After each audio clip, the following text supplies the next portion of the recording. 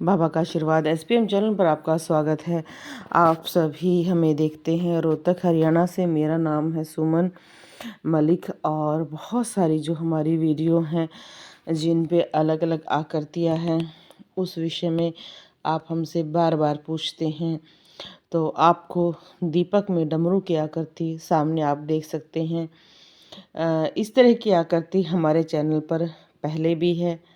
अगर आप देखना चाहें तो पुरानी वीडियोज़ हैं उनमें भी आकृति मिलेगी। बहुत सारे व्यक्ति पूछते हैं कि डमरू की आकृति बनना शुभ है शुभ है क्या है।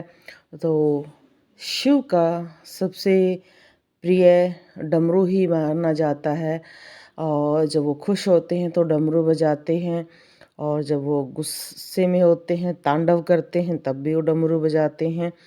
कहा जाता है कि डमरू की जो सबसे पहली ध्वनि से पृथ्वी पर बहुत सारे फल फूल उत्पन्न हुए। फूल इतने खिले, प्रकृति हरी भरी हो गई और मधुर ध्वनि का संचार हुआ।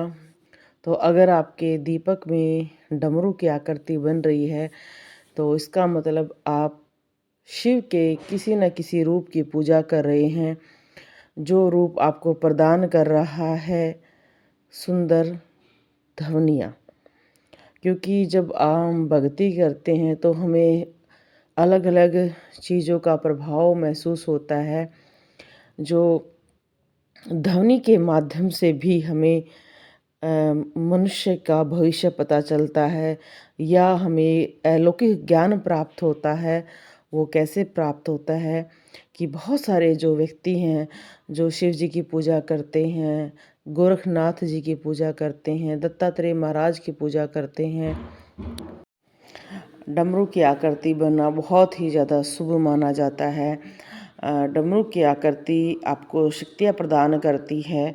ये कैसी शक्तियाँ होती हैं आपको ज़रूर बताएंगे, क्योंकि बहुत सारे व्यक्ति जो इस मार्ग में होते हैं वो पूजा करते हैं किसी न किसी शिव से जुड़े हुई शक्ति का। तो उनके दीपक में नाग की आकृति, डमरू की आकृति, त्रिशूल की और कुत्ते की बन सकती है, नंदी महाराज की बन सकती है, बहुत सारी आकृतियाँ बन सकती हैं।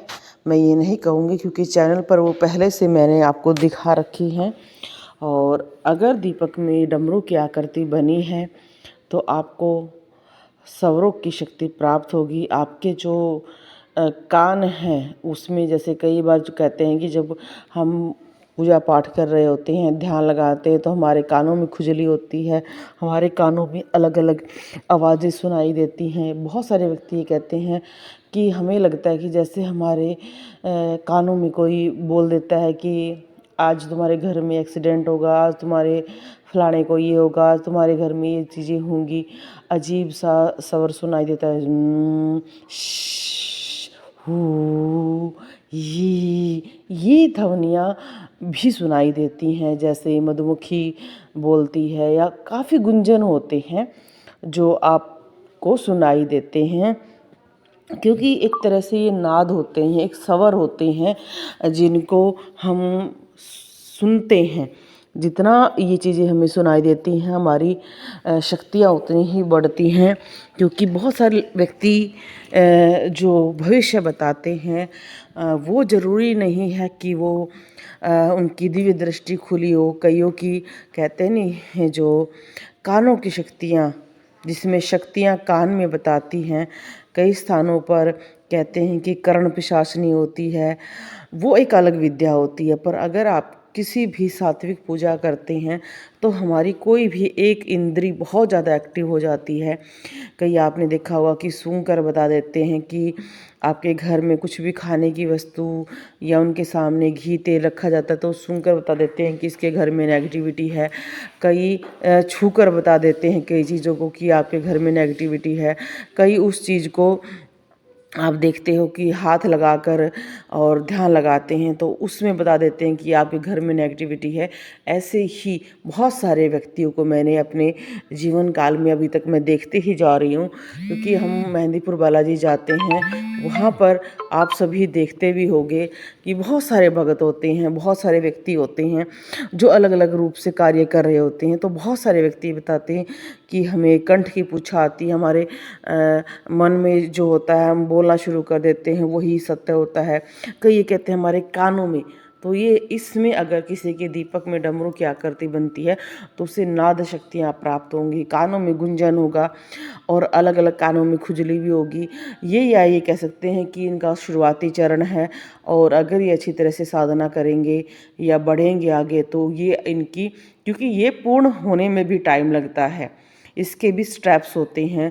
शुरू में आप जब पूजा करते हैं तो कानों में अजीब सी खुजली होना, अजीब सा लगता है कि जैसे कुछ चल रहा है, कुछ अजीब सी साउंड सुनाई देना और फिर धीरे-धीरे आपको लगना कि जैसे कोई बात कर रहा है। तो ये धीरे-धीरे बढ़ता है। ऐसा नहीं है कि आज आपके दीपक की में डमरू की आकृति बनी और आपको सब कुछ पता चल जाएगा।